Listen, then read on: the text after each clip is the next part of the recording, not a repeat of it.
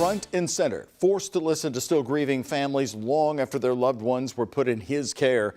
It's our top story on the WHAS 11 night team, and today in a Clark County courtroom, funeral home owner Randy Lankford, accused of mishandling bodies, learned that he would not be serving any jail time in this case. WHAS 11 night team's Connor Steffen and photojournalist Ian Hardwitt have more on the emotional testimony before the judge announced the decision. Former Jeffersonville funeral home director Randy Lankford sitting face to face for the first time with some of the families who accuse him of mishandling the bodies of their loved ones. Put yourself in my shoes, Mr. Lankford.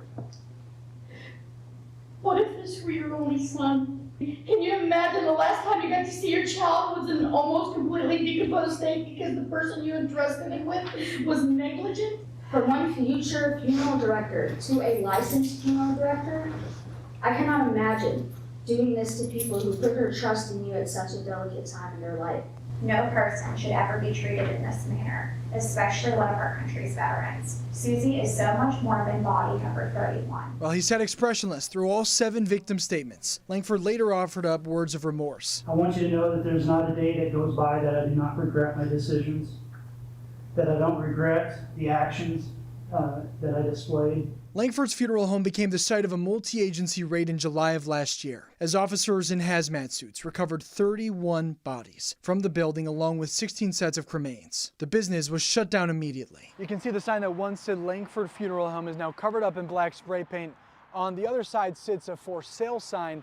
Now, with this sentencing, Lankford's funeral director's license has also been revoked. After a year of jail time, he faces a 1-year sentence to house arrest and 3 years of probation. A sense of injustice that's hard to ignore for Southern Indiana attorney Larry Wilder. And I think that, sadly, there is no way to make things better. He's representing 18 of the affected families in a class action lawsuit. I don't think that's very justifiable. That includes Samantha Lynn. We're talking about we're talking about bodies here, like real bodies here. After losing her mom last June, she sought Lankford services. After the sentencing, what do you feel? What's the morale, the sense? All right.